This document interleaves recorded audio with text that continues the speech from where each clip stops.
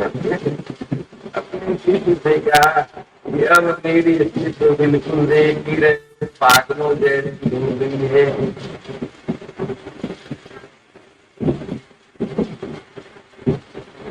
हमारे गुरुदेव कहा करते थे कि श्रीमद् भागवत प्रेम कला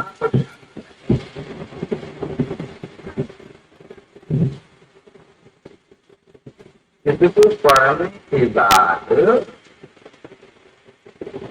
असाधारण स्थिति आ जाती है।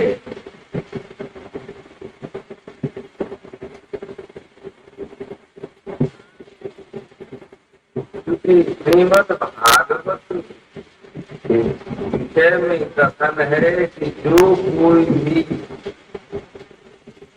जिसे सुनने की इच्छा करता है, कहने की इच्छा करता है, उसी क्षण ये नंद नंदन यशोदानंदन के हृदय में आकर के बंध जाते हैं। ये दूसरे ग्रंथों में नहीं है, दूसरे शास्त्र पुराणों में नहीं है। सत्यो हृदय परोक्षेत्र और उस जीव की सेवा करने लगते हैं उसी क्षण से। इसमें कैसे कैसे भाव होंगे इसको मैं रखूंगा। तो इतना बड़ा साम्राज्यशाली सामर्थ्यवान ये पागल का काम नहीं है। तो ये बहुत बड़ा महाराजा पागल हो जाए तो भिखारियों के साथ बैठ कर उसकी सेवा करने लगे।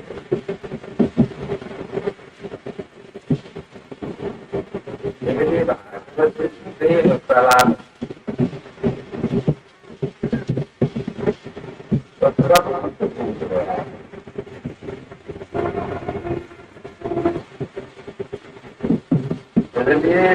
सुखदेव जी महाराज बोले कि शिष्य मैं तो पागल हो ही चुका हूँ।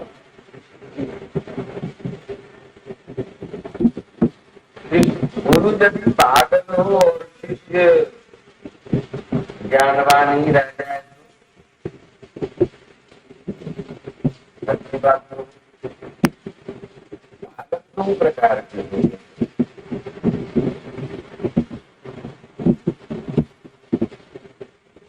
एक होते हैं प्रेमी पागल। प्रेम एकमात्र ईश्वर से ही किया जा सकता है अथवा ईश्वर का ही पर्यायवाची शब्द है।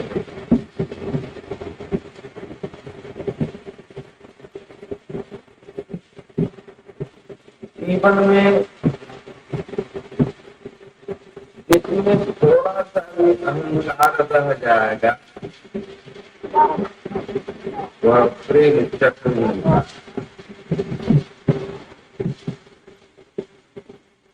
अहंकार शून्य अवस्था ही प्रेम का भाग। तो फिर शरीर कैसे रहेगा? अहंकार शून्य अवस्था में शरीर तो टिक नहीं पाएगा। नाटकीय रूप से उसकी व्यवस्था होती है।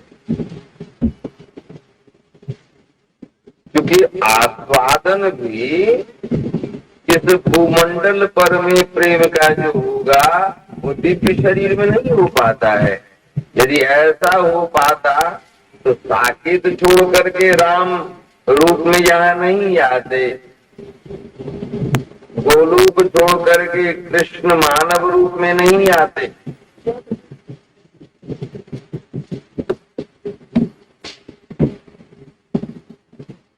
आप अपनी जीवा पर में मधु का स्वादन लोगे, नमक का स्वादन करोगे, खटाई का स्वादन करोगे, सबका स्वाद अलग अलग आएगा। वैसे ही भगवान का नाम रूप लीला गुण आदि का भी आस्वादन जिस किसी को भाग्यवान जीव को होता है वो परम आदरणीय है, प्रणम्य है, श्रद्धेय है। परंतु यह स्वाद देवताओं को प्राप्त नहीं होता। यह स्वाद धर्मी, कर्मी, ज्ञानी, योगी, मोक्षार्थियों को प्राप्त नहीं होता।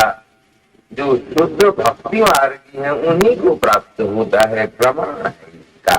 प्रमाण स्वरूप भी सनकादि जी हैं, ब्रह्मा जी हैं, नारद जी हैं, इन लोगों ने प्रमाण दिया है। शंकर जी, इन लोगों ने प्रमाण दिया है।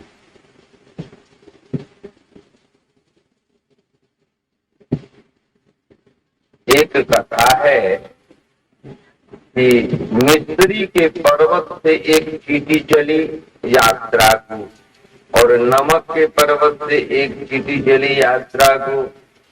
दोनों एक जगह मिली, आपस में अपना अपना अनुभव सुनाए। उस अनुभव में मिस्री पर रहने वाली चींटी को आकर्षण नहीं था नमक की ओर जाने के लिए, परंतु नमक की चींटी को आकर्षण हो गया कि जरा सा देखते कि मिस्री का स्वाद कैसा होता है। निवेदन की तो उसको स्वीकार करके मिस्री वाली चींटी ले गई, परंतु मिस्री के पर्वत पर चढ़ने के बाद चाटने पर भी उसे स्वाद मिठास स्वाद नहीं पाई। बोली सखी, नमकीन ही लग रहा है, क्या यह भी नमक जैसा ही है? बड़ा ही आश्चर्य लगा।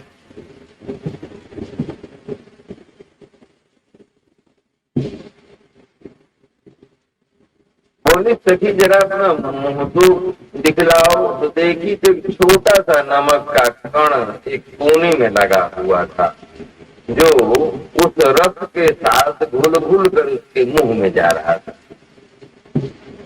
अपने हाथों से छोटी छोटी जिसके हैं उससे वो निकाल दी। बोली सखी, अब तो देखो। बोली हाँ, अब तो मीठापन आ गया। उसी प्रकार से हम विषयी जीव, विषय शब्द, विषय, यह सांसारिक सुखों को विषय क्यों कहा जाता है?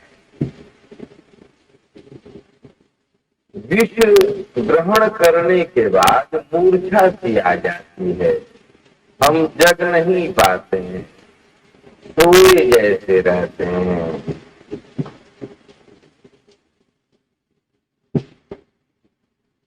अत्यधिक होने पर में मेरी मृत्यु हो जाती है।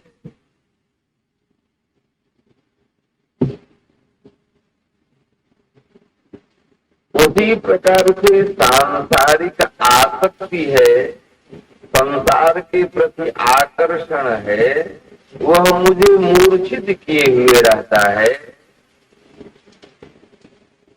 मुझे अपने वास्तविक स्वरूप का ज्ञान नहीं होने देता है, जिसमें विष जैसा ही गुण है वही विषय है।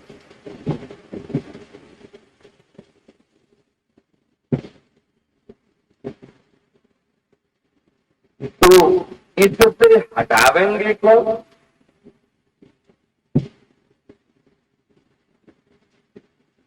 जो आनंद रसमय तत्व को चख चुके हैं,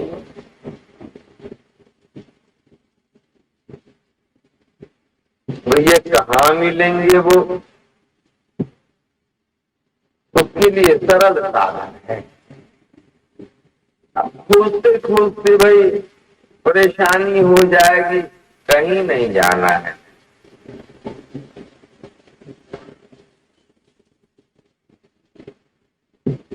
घर में श्रीमद् भागवत जी ले आओ, तुलसी जी भक्ति महारानी ही हैं।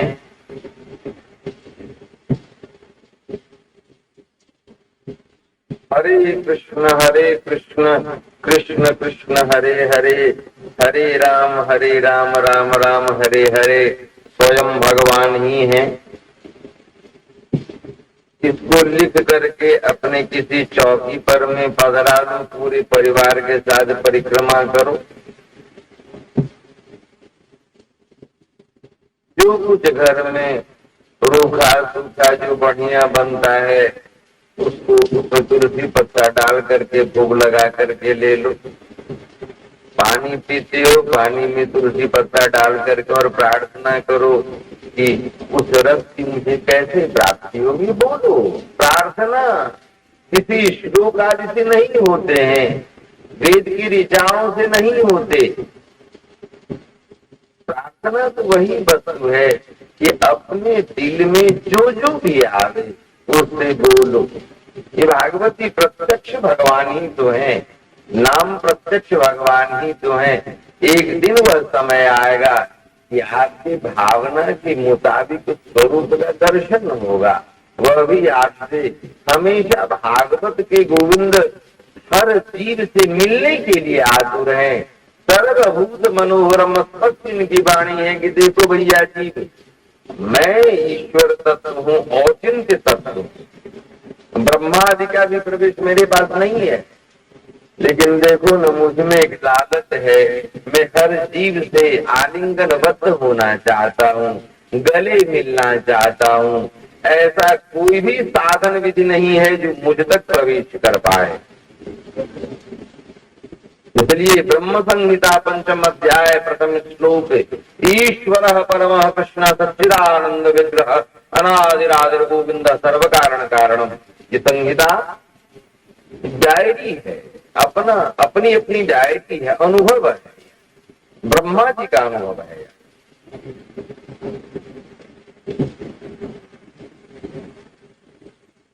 तो मैं इस सर्वश्रेष्ठ आसन पर विराजमान हूँ। मुझे बड़ी तीव्र अभिलाषा हो गई है, कुछ ऐसे मेरे हैं, मेरी आह्लादनी शक्ति, आनंदमयी शक्ति श्री राधा बार बार कह रही हैं, हट कर रही हैं, कैसे तुम हो? जीव इतने कष्टों में पड़े हुए हैं, अवतार के रूप में बड़े बड़े रूप में आकर के अपने तत्व को वेद आदि से दिखला करके तुम इस परेशानी में डाल चुके हो। वेद व्यास जी जैसे विद्वानों को भेज करके, भृगु वशिष्ठ आदि विद्वानों को भेज करके ऐसे नाक दबाओ, कान दबाओ, आसन करो। जीव में क्या सामर्थ्य है? ये कलियुगी जीव ये कृपा के पात्र, करुणा के पात्र है। बोले अच्छा जी ठीक है, चलो चलो मैं चलता हूँ। कैसे इस रूप में जाऊंगा तो मुझे कोई पहचानेगा तो नहीं। अच्छा चलो अक्षर के रूप में पहुंचते हैं। तेने मांगमयी मूर्ति प्रत्यक्षा वर्तते हरे, सेवनात् श्रवणात् पाठात् दर्शनात् पावनात्। भैया दर्शन भी कर लोगे अक्षरों का, बहुत सारे पापों का, ज्ञान का नाश हो जाएगा। इनकी परिक्रमा कर लोगे 5 बार 11 बार जैसे हो जाए। जैसे आग में दायिका शक्ति है, तुम जानो न जानो, किसी अंग के जाने से जलने की स्थिति आ जाती है, जल जाती है। उसी प्रकार से भगवान नाम और भागवत जी इसी प्रकार से लोग फायदा ही करेगा। बहुत सारे लोगों में यह भ्रम है, जो कृष्णोपासक लोग नाम को उलट दिए हैं। नाम है हरे राम राम राम हरे हरे, हरे कृष्ण कृष्ण कृष्ण हरे हरे। भैया नहीं, सप्तर्षियों में से महामुनि क्रतु, ब्रह्मांड पुराण, अनंत संहिता, त्रिपुरा उपनिषद, अथर्ववेदी, परिसंतरणोपनिषद, पिप्पलाद शाखा इत्यादि के अंतर्गत सब प्रामाणिक रूप से दर्शन करें। भगवती महात्रिपुर सुंदरी के द्वारा हरे कृष्ण कृष्ण कृष्ण हरे हरे, हरे राम राम हरे हरे, यह मंत्रोपदेश समस्त जीवों के लिए किया गया है। भगवती महात्रिपुर सुंदरी महाकाली जिनके सिंहासन है और महासरस्वती महालक्ष्मी जिनको चवर डुलाती हैं। श्रीमद देवी भागवत में देखें क्या स्थान है। दुर्गा सप्तशती में देखें जो षोडशी तत्व हैं उनकी बात। इसलिए समस्त जीवों के लिए किसी भी अवस्था में किसी भी संप्रदाय के हों, हरे कृष्ण कृष्ण कृष्ण हरे हरे, हरे राम राम राम हरे हरे, इस प्रकार से साधन करते हुए इसको लिख करके अपने अपने घरों में रख करके धूप आदि दिखलाते हुए कोई आवश्यकता नहीं है कि इसको जप करने के लिए स्नान करना है। अशुद्धि अवस्था में तो कैसे जपें, जैसे है जपते रहे सिद्धि है। अरे माँ के स्तन का दूध पीने के लिए पवित्रता की थोड़ी आवश्यकता होगी। बच्चे मल मूत्र में लिपटे रहते हैं, रोते रहते हैं, माँ कहीं से आती है झट से गोदी में बिठा करके अपने आंचल उड़ा करके स्तनपान करवाना शुरू कर देती है, बच्चा शांत हो जाए। उसी प्रकार से यह मंत्र और भागवत जी दोनों ऐसी माँ है कि प्रति अक्षर में आनंदाम बुद्धिवर्धनम प्रतिपदम पूर्णामृता स्वादनम सर्वादमस्नुपनम परम विजयते श्री कृष्ण संकीर्तनम। कुछ देर महामंत्र में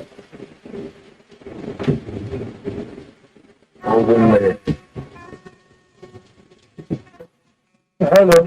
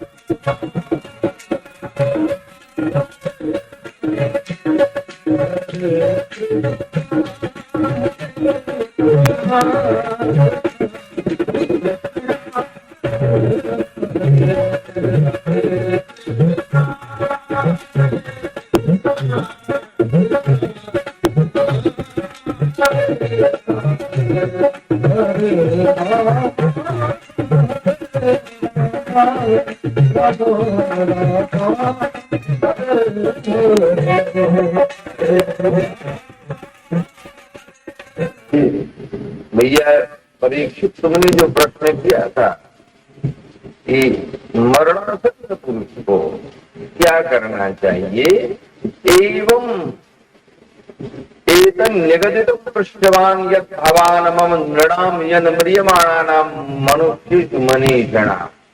उत्तर बुद्धिमान पुरुष को मरते समय में घबराना नहीं चाहिए।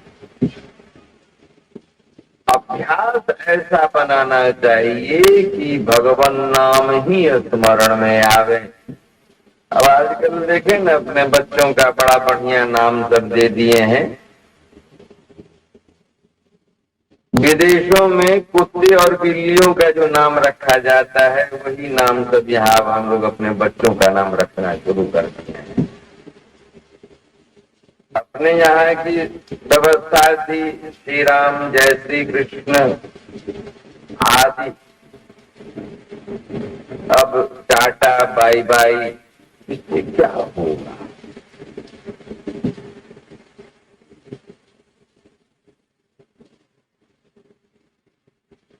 रामकृष्ण परमहंसदेव कहा करते थे कि एक होते हैं पशु भाव भावित जीव, एक होते हैं पढ़े लिखे पशु, एक होते हैं मूर्ख विद्वान। तो मूर्ख विद्वान जो होते हैं, एक होते हैं विद विद्वान। इसकी व्याख्या होती थी जो पढ़े लिखे पशुओं की संख्या आजकल बहुत ज्यादा हो गई है, जो अपने संस्कृति को हीन करके और पाश्चात्य संस्कृति को अपना करके, परंतु वहां के शब्दों की ओर ध्यान नहीं देते हैं। कुछ अंग्रेजी बोलना आ गया, परंतु शब्दों का अर्थ क्या होता है, ऑरिजिन ऑफ द वर्ड नहीं जानते, ऑरिजिन ऑफ द लेटर्स नहीं जानते। इस शब्द की उत्पत्ति कहां से हो गई, इंसाइक्लोपीडिया ब्रिटानिका से कोई परिचय नहीं है उन्हें। ये डेफिनेशन क्या चीज है उससे कोई परिचय नहीं है उन्हें। इसलिए किसी भी वस्तु को बोलने से पहले उसके विषय में पूरी जानकारी रखो। तो पढ़ाई लिखाई तुम्हारी हुई और कागज के टुकड़ों पर यदि तुम्हें डिग्री मिल गई तो क्या होगा?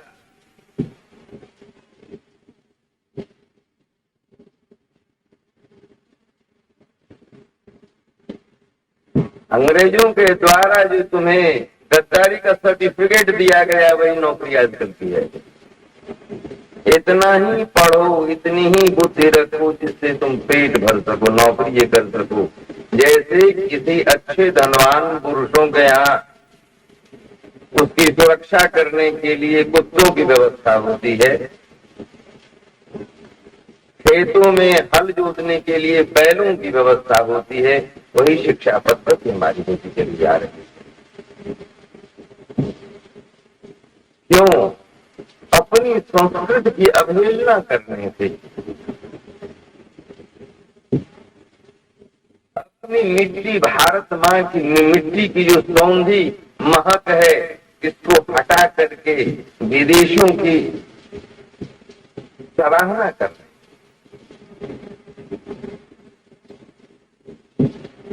मेरी माँ बूढ़ी हो गई तो क्या अवहेलना की पात्र हो गई? मेरे पिता बूढ़े हो गए तो क्या अवहेलना के पात्र हो गए? हम उनकी सेवा न करें?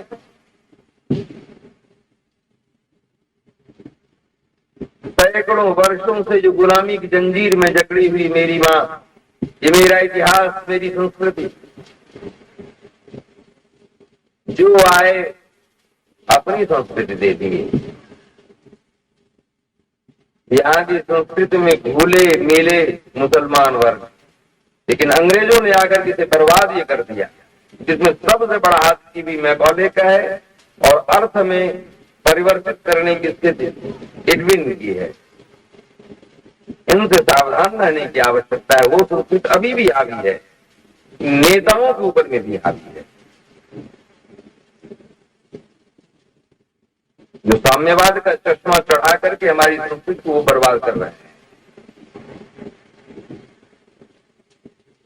इसीलिए हम बुद्धिजीवी, जिस राष्ट्र के बुद्धिजीवी नेता और सात पुरुष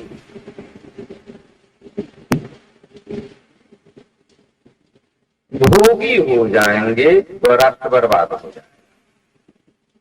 अभी तीनों की एक ही स्थिति है।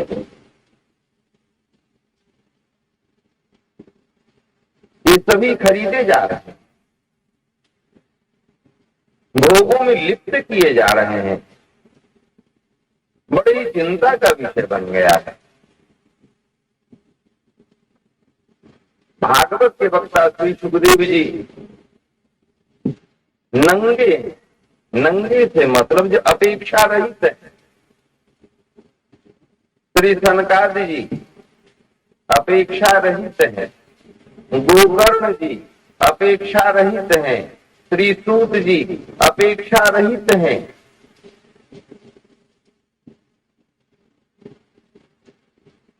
यदि वक्ता को अपेक्षा रहेगी वो सत्य भाषण तो कर नहीं सकता,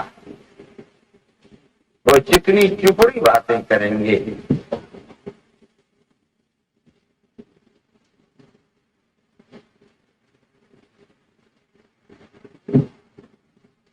गोविंद है।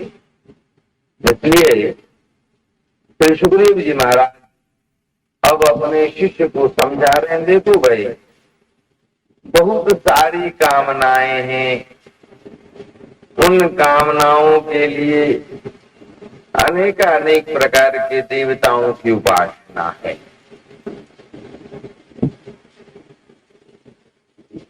बहुत सारे ऐसे भी व्यक्ति होते हैं कि ये समस्त कामना इच्छा होती है कि ये भी हो, वो भी हो, वो भी हो। अब उन देवताओं को उपासना में समय लगेगा, परंतु सभी देवताओं में शक्ति प्रदान करने वाले जो मूल तत्व गोविंद हैं, एकमात्र उनकी उपासना करने से अकाम सर्व कामो वा मोक्ष काम उदारधि तीव्रेण भक्ति योगिन जजित पुरुष परम। वह विशेष आनंदमय तत्व जो है वह पुरुष गोविंद है। चाहे किसी प्रकार की कामना नहीं हो, अथवा समस्त कामना हो, अथवा मोक्ष कामना हो, जो भी कामना हो, उस वस्तु को समझ करके एकमात्र गोविंद की तीव्र भक्ति के साथ आराधना करने से अपने आप प्राप्ति हो जाए।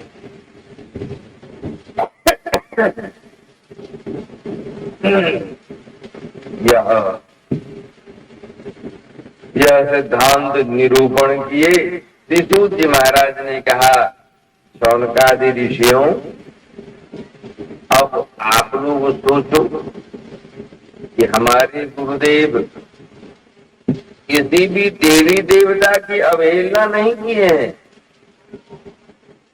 अब आप यदि लखपति हैं और झूठे में करोड़पति मैं कहते तो अच्छी बात तो नहीं होगी।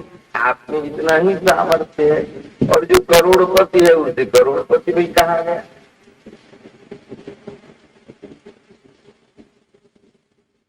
ये सत्य बात कहे कि इस देवता की उपासना से इस वस्तु की प्राप्ति होगी, इससे ज्यादा की प्राप्ति नहीं होगी।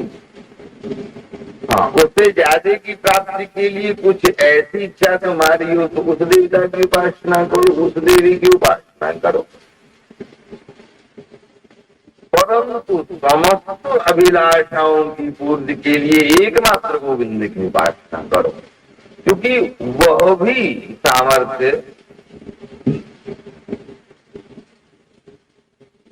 जो भी कुछ देंगे कोई भी देवी और देवता, वो भी गोविंद से प्राप्त शक्ति के आधार पर ही देंगे। अविधि रूप से उन देवी देवताओं की उपासना करने पर गोविंद की ही उपासना होती है। इस वस्तु को शाक्त संप्रदाय के अंतर्गत रामकृष्ण परमहंस देव ने भी स्वीकार किया है। शाक्त मत में महामुनि क्रतु, सप्तर्षियों में क्रतु ने भी स्वीकार किया है, परम शैव महर्षि भृगु ने भी स्वीकार किया है, वशिष्ठ ने भी स्वीकार किया है, सभी आचार्यों ने स्वीकार किया है। हमारे आपके न करने से क्या हो जाएगा? आचार्य उसी को कहते हैं अपने संपूर्ण आचरण में चल करके उस वस्तु का दर्शन करके प्राप्त करने वाले और बोलने वाले वही आचार्य हैं। उन्हीं की वाणी मान्य होती है, मेरी और आपकी वाणी मान्य नहीं होगी। हाँ, उनकी वाणियों को हम लोग व्यक्त करते हैं एक दूसरे के प्रति। बोधयन्तः परस्परम्।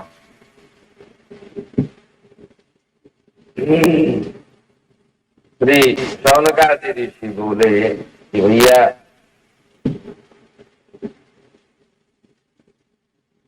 आप तो इस प्रकार की सिद्धांतमय रसमय चर्चा कर रहे हो महाराज। इच्छा होती है कि एक प्राकृत नियम जो मानवों के लिए बना हुआ है, शौचाचार व्यवस्था बनी हुई है, वो भी अच्छा नहीं लगता। हमेशा कथा श्रवण करता ही रहूं। धन्य वो गुरु श्री सुखदेव जी आपके, और धन्य आपके बड़े गुरु भाई परीक्षित जी कि 7 दिन 7 रात क्षण मात्र के लिए भी व्यर्थ नहीं गमा करके इस कथामृत का पान करते। अब सोचने की बात है कि हम लोग तो अभी के समय से सोचेंगे, अरे नींद भी आती है, कभी चाय की भी आदत हो गई, अरे भाई बड़ी देर तक बातचीत हुई, एक कप चाय तो ले आओ, अरे भाई नींद का टाइम हो गया, जरा सा टीवी तो खोलो ना। क्योंकि हमारी बुद्धि में विकृति है।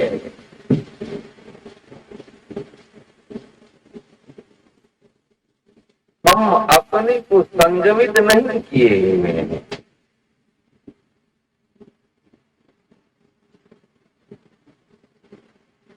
परीक्षित जी गृहस्थ हैं, राजा हैं, ये महाराजा है, चक्रवर्ती राजा है। राज्य कार्यों में बड़े निपुण,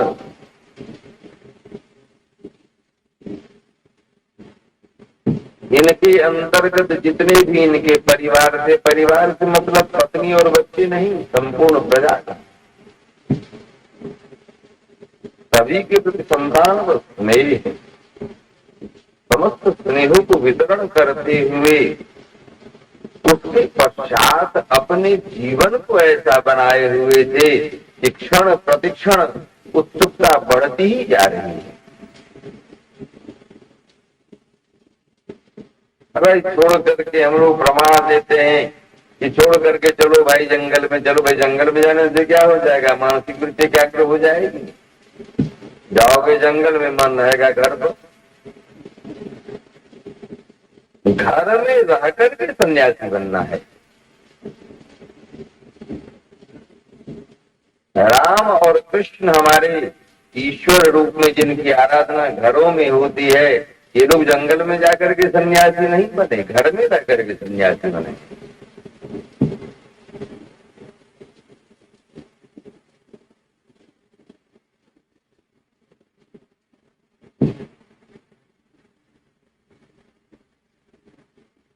जंगलों में भी जाकर के लोग गृही बन जाते हैं और घर में भी रह करके लोग सन्यासी होते हैं। मन की वृत्तियों की व्यवस्था है।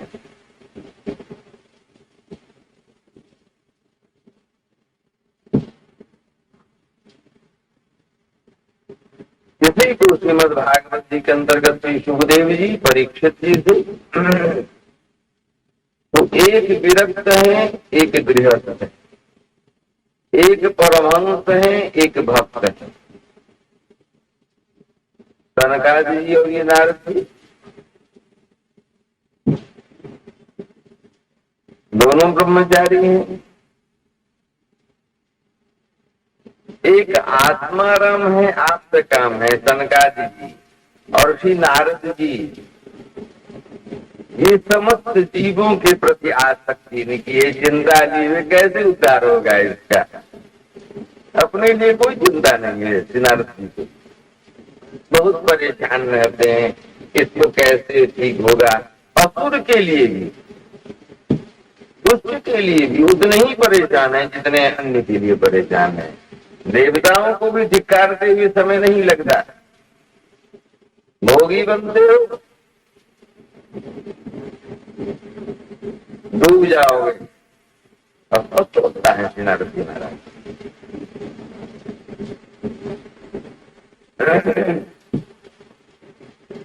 गोकर्ण जी ये करुणा में है, परंतु संबंध के प्रति आसक्ति हो गई है। संबंध कहीं भी नहीं है। संबंध जो होता है, आसक्ति जो होती है, वो शरीर से नहीं होती है, मन से होती है। हमारे गुरुदेव प्रमाण दिया करते थे आसक्ति के विषय में कि गति में बाधा आ जाना, तो हमको समझाते थे कैसे, तो मधु शीशी में लेकर के उड़ेल देते थे जमीन के ऊपर,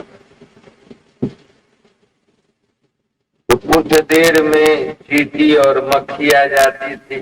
तो कहते थे कि देखो जो चींटी आ रही है उसकी गति को देखो, जब चींटी मधु में सट गई तब इसकी गति को देखो, मक्खी उड़ रही है तब उसकी गति को देखो, मक्खी जब मधु में सट गई तब उसकी गति को देखो। तो जो तुम्हारी स्वाभाविक गति है उसको अवरुद्ध कर दे कोई आसक्ति।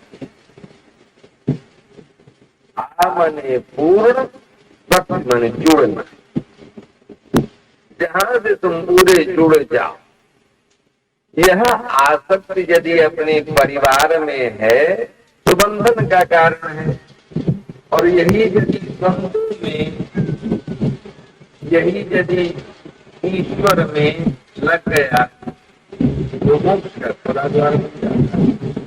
आसक्ति हट नहीं सकती, रहती, काम हट नहीं सकता, वर्त नहीं सकता, योग हट नहीं सकता है, स्वरूप का परिवर्तन। जैसे आप जो करके उठते हो उस समय कैसी स्थिति होती है, और शौच आदि से निवृत्त होकर के स्नान कर लेते हो तो कैसे आपको एकदम फ्रेश हो जाते हो। वैसे ही स्वरूप के परिवर्तन से सारी वस्तु की स्थिति बदल जाए, अच्छी।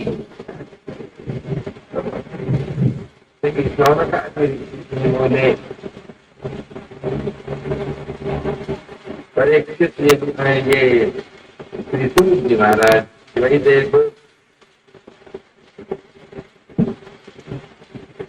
ये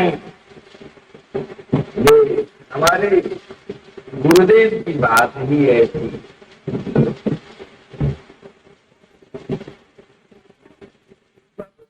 समझते हुए भी ब्रह्म सत्य, ब्रह्म, शब्द ब्रह्म, पर ब्रह्म, समस्त सिद्धांतों का ज्ञान और दर्शन निचला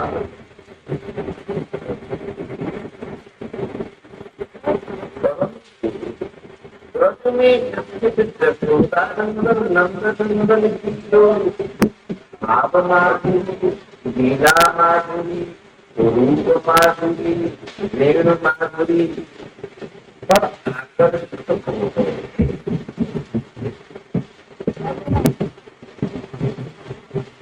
क्योंकि किसी के योग्य है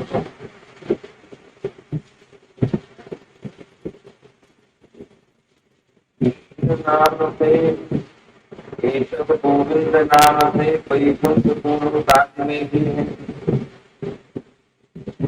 उनमें भी कुछ लग रहा है। परंतु ब्रह्मा शिवदेवादि के माध्यम से इस भूमि पर जो ब्रजमंडल है उसमें गोकुल वृंदावन आदि जो यशोदा मैया के गर्भ से नंद बाबा के संतान के रूप में जो श्याम सुंदर है नहीं है। यदि थे तो अब किसी को नहीं मिलते। अभी भी बहुत सारे संतों को दर्शन देते हैं महाराज। वो जीव तत्व तो है नहीं, पूर्ण चैतन्य तत्व है, उनसे ही समस्त अनंतानंत ब्रह्मांडों की सत्ता है।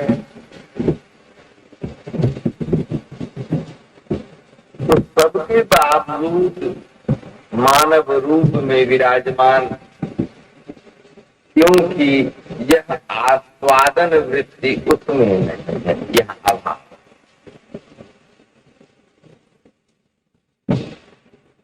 इसको ज्ञानमयी दृष्टि से नहीं देखा जा सकता। बड़े बड़े वेद वेदांत के ज्ञानी जो है, इसलिए वेदों की ऋचाएं कहती हैं स्वती कौतुकमेकम नंद के तांगणे माया दृष्टम दो धूलि दूसरित अंगु नृत्यति वेदांत सिद्धांत।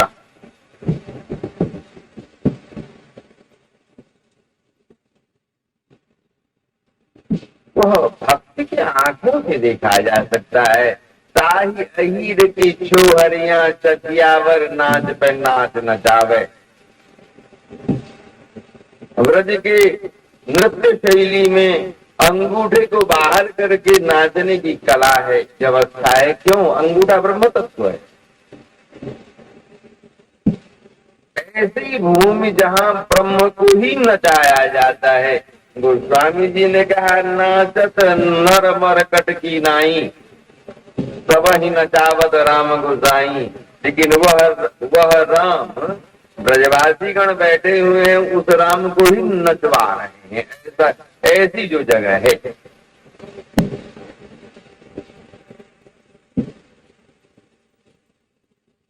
तो ऐसे इसलिए आकर्षित हो गए। पर ब्रह्म, अक्षर ब्रह्म, शब्द ब्रह्म, इसे सैद्धांतिक रूप से, क्रियात्मक रूप से दर्शन करने के पश्चात भी आकर्षण से सुखदेव जी महाराज को हुआ। तो बोले भाई क्या उसके बारे में तुमसे कहें? उनकी स्तुति करते हुए बोले एक ही खूबी है, जीव अनेकानेक जोनियों में भ्रमण करते हुए 84 लाख जोनियों में भ्रमण करते हुए अंत में आता है मानव रूप में। मानव में भी पहले पहल भारतवर्ष में जन्म नहीं होगा, अन्य अन्य देशों में। जब भारतवर्ष में जन्म होगा तब अनेकानेक पाप जोनियों में, पाप जोनि से मतलब है किरात में, हूण में, अंध्र में, पुलिंद में, पुलकश में, जवन में, खस में, निषाद आदि में,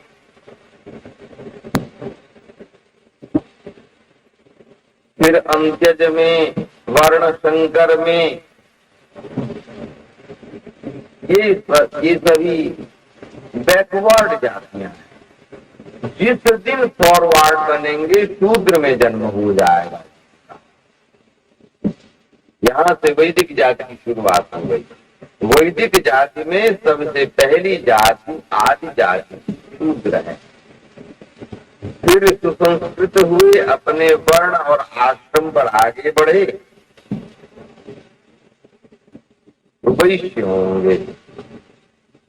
उससे आगे बढ़ेंगे तो क्षत्रिय होंगे। तब ब्राह्मण होगा। ये वैदिक व्यवस्था।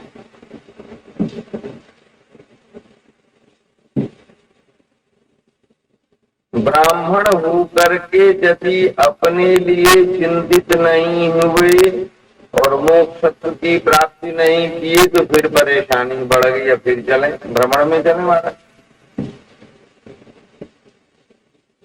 लेकिन यह भागवत धर्म की ऐसी व्यवस्था है, यह विशेष धर्म कृपामय धर्म है। यदि कोई भी एक बार इसे अवलंबन कर लिया, इसके ऊपर आस्था हो गई, ज्ञानास्थाय नरो राजन नौ प्रवासित कर्हिजित धावन निमील्यवा नेत्रे न फले न पते दिया। उसका पतन नहीं होता है। वैदिक धर्म में पतन होता है।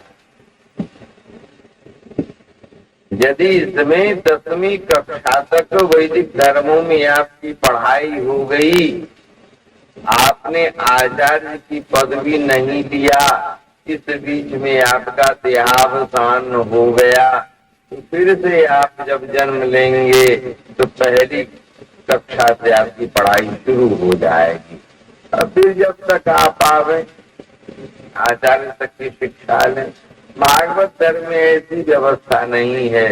यदि 10वीं में आपका देहावसान हो गया तो पुनः आप 11वीं में आएंगे, वहां से पढ़ाई अगले जन्म में आपकी शुरू हो जाएगी।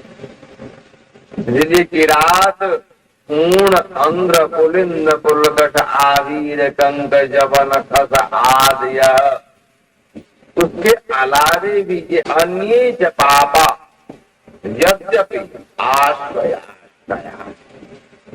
तो भागवत धर्म का जो आश्रय ले लेंगे, शुद्धंति तस्मै प्रभु विष्णवे नमः, इस सिद्धांत को प्रतिपादित श्री सुखदेव जी महाराज कहीं एकांत कोठरी में बैठ करके सिद्धांत का प्रतिपादन तो नहीं कर रहे हैं, परीक्षित को सुना रहे हैं।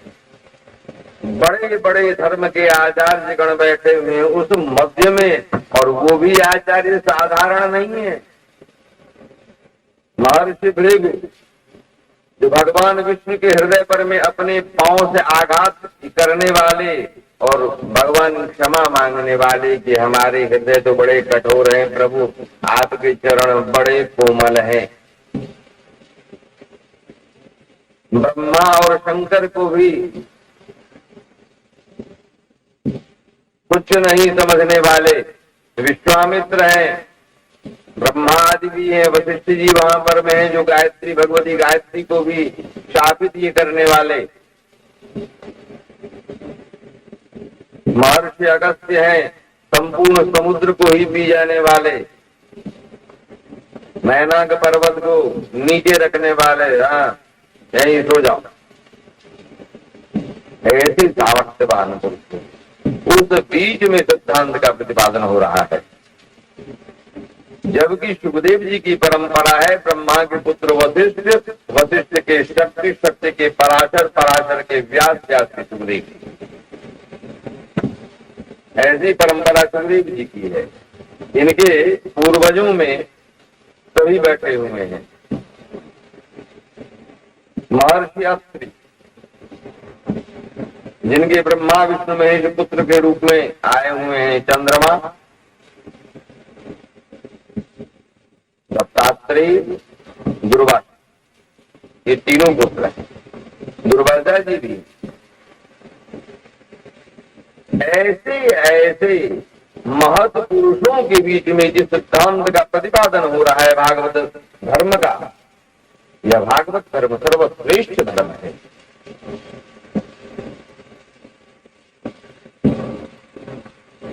क्योंकि धर्मम तो साक्षात भगवत प्रणीतम, यह स्वयं भगवान के मुंह से ये निकला हुआ धर्म है। इस पर में किसी का प्रतिवाद नहीं, यह शोधित है, इसमें निष्करण नहीं है। क्या उठा रहे हैं यार, फंक्शन के होंगे, फंक्शन क्या होगा, फंक्शन का फंक्शन है। इसमें किसी विशेष जाति की व्यवस्था नहीं है, समूह के लिए है, एक समान स्त्री पुरुष किसी भी जाति के लिए किसी भी समय कहीं भी 2-3 दिन ही महीना ले ये किया जा सकता है। 1 महीना ले लें, हाँ? वो स्थिति भी वगैरह जोड़नी तो चल एक काम करियो, ये ऑफ कर करा यार यहाँ पे वह पुरुष कैसा है तो ईश आत्म आत्मवतामधीश्वर त्रयीमयो धर्ममय तपोमय गतव्यली ठीक है। धीरज शंकरादि वितर्कलिंगो भगवान प्रसिद्धताम। अगर होगा तो वही प्रभु श्याम सुंदर हम सबों पर अनुग्रह की वर्षा करें, कृपा की वर्षा करें। जब तक उनकी कृपा नहीं होगी, इसी भाव को गोस्वामी तुलसीदास जी ने कहा, बिनु हरि कृपा मिल ही नहीं संता। जब जीवों पर भगवान की कृपा होती है तो श्री सुखदेव आदि जैसे रसिक संतों का दर्शन करवा देते हैं, मिला देते हैं।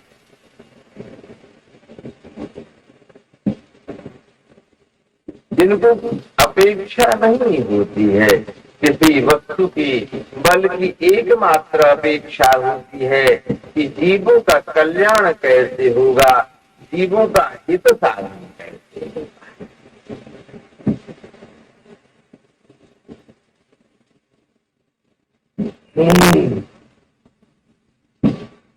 और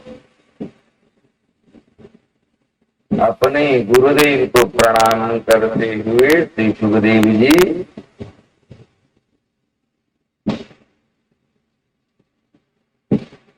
नमस्तमय भगवते वासुदेवाय वेद से बहुर ज्ञानमयम सौम्या यन्मुखाम रुहारसवम। आसव शब्द का प्रयोग किया है। आसव का मतलब आयुर्वेद में होता है ऐसा रस जिसमें नशा हो।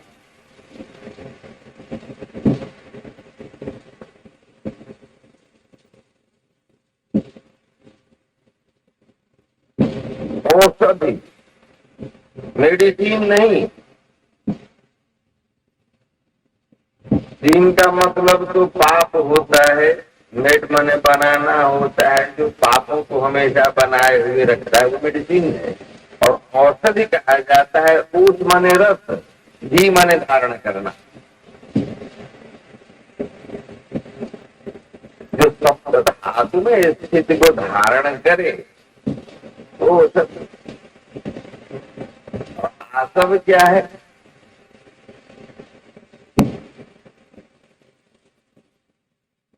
जो सुंदर हो, पूर्ण हो,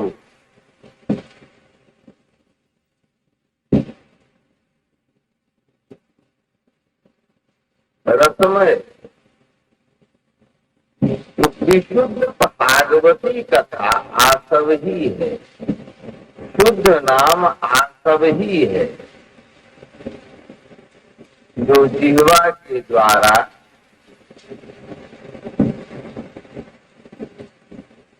लोगों को भी पान कराया जाता है, स्वयं भी पान किया जाता है। स्वयं भी कर्ण के द्वारा श्रवण करते हुए श्रवण रूप पान किया जाता है, दूसरों को भी पान कराया जाता है। इस उच्च स्वर से संकीर्तन का विधान जप की व्यवस्था है। वैखरी उपांशु मानस अजपा, इसमें व्यक्तिगत है कल्याण।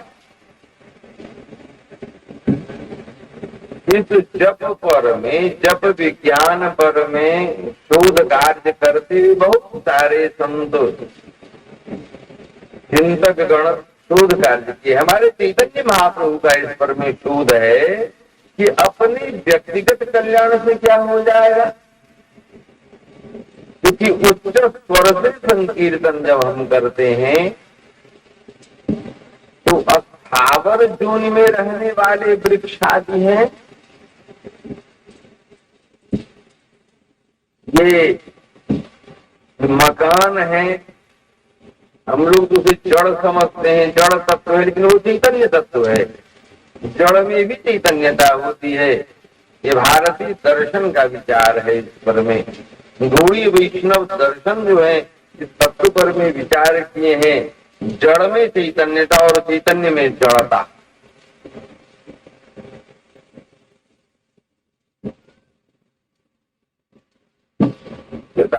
चिंतक यदि होंगे तो फिर चिंतन करेंगे। 7 दिनों में तो संभव नहीं है कि दार्शनिक तत्वों पर में विचार किया जाए।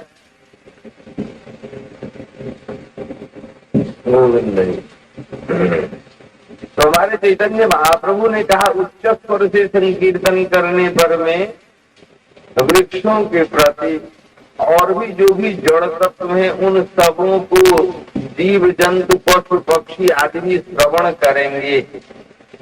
श्रवण करेंगे तो उनका उद्धार होगा, उनका कल्याण होगा। इसीलिए सर्वश्रेष्ठ रूप से उच्च स्वर से संकीर्तन का विधान माना गया। चलिए, सर्वात मक्षणपनम परम विजयते श्री कृष्ण संकीर्तनम। तो ये आसव है, इसमें आनंदम कभी भी समुद्र को बढ़ते हुए किसी ने देखा न घटते हुए देखा होगा, लेकिन हमारे गौरांग की का अनुभव है, दर्शन है। आनंद अम्बुधि वर्धन, भगवान नाम लेते लेते हृदय में आनंद में समुद्र का वर्धन होता है, ज्वार होता है, तरंग होता है। उसी तरंग में एक रस की उत्पत्ति होती है, भाव की उत्पत्ति होती है, जिसे हमारे परमाचार्य श्री रूप गोस्वामी प्रभुपाद ने अष्टसात्विक भाव का विचार किया है। ये भाई कैसे समझ में ये बात आएगी। हमारे परमाचार्य श्री नरोत्तम ठाकुर ने स्पष्ट कहा, गौरांगीर दूती पौधो जार धन संपद से जाने भगवती रसार। गौरांगीर मधुर लीला जार करने प्रवेशिला हृदय निर्मल भजता। एक समय हमारे मिथिला में बेनीपट्टी आश्रम पे इलाहाबाद दूसरी के प्रवृत्त ब्रह्मचारी जी महाराज कुछ दिनों के लिए प्रवास था। उनके श्री चरणों में निवेदन करते हुए मैंने पूछा कि महाराज जी, आप अपने जीवन में बहुत सारे ग्रंथ लिखे, परंतु अपने श्रीमुख से बोलने की कृपा करें कि सबसे उत्कृष्ट ग्रंथ कौन सा हुआ। बोले, देखो भाई, मैं ठहरा शंकर मतानुयायी सन्यासी,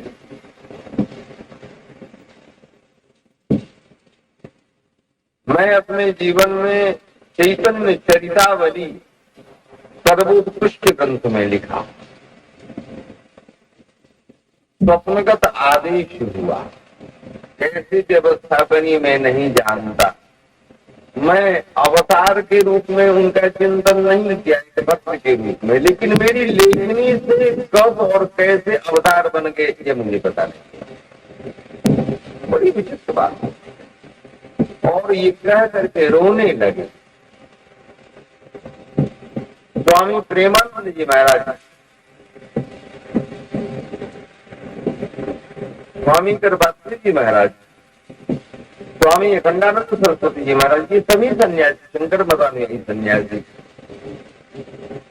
पूज्य बाबा श्री ये हरिदास जी महाराज, ये सन्यासी, परंतु सभी चैतन्य महाप्रभु के परम भक्त। स्वामी प्रेमानंद जी महाराज गौरंग लीला के लेखक, जो हरि गोविंद जी या फतेह कृष्ण जी महाराज वगैरह उनकी लीला यहाँ भी करते होंगे, दिल्ली में भी करते होंगे, आप लोग भी दर्शन करते होंगे वृंदावन में भी। स्वामी प्रेमानंद जी महाराज बोले कि कैसे मैं आकर्षित हुआ ये मैं नहीं जानता। इसलिए गौरांग गीता जब तक समझेंगे नहीं, गौरांग की सामिप्यता नहीं प्राप्त करेंगे, क्योंकि राम और कृष्ण ये कुछ विशेष साधक और सिद्ध पुरुषों के लिए आए। समस्त जीवों को यह दर्शन प्राप्त नहीं हो सका। समस्या क्यों है? ये जंगलों में गए, दैन्यता पशु के जीव कैसे दर्शन कर पाएंगे? मारना तो एक पात्र किसी में शब्द संचार करते थे तो मारने का, जीवों पर कृपा करने के लिए आए और स्वयं भी आस्वादन करने के लिए आए। परंतु गौरांग और नित्यानंद के रूप में उस आस्वादन वृत्ति का समस्त जीवों में जागरण कैसे हो किया सकता है?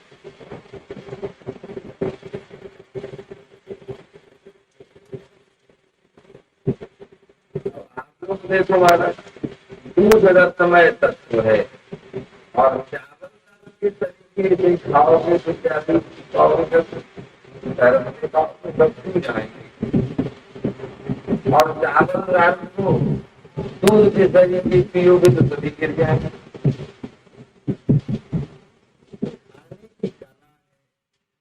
देने की कला है, बचपन से ही खिलाया जाता है। वैसे भगवत रस आस्वादन कैसे किया जाता है? शरण के द्वारा कैसे, प्राण के द्वारा कैसे, जीवा के द्वारा कैसे? ये तो जो जानते हैं उनके संग में रह करके सीखना पड़ेगा। फिर चैतन्य महाप्रभु नित्यानंद प्रभु यही कला सिखलाने के लिए समस्त जीवों को आए।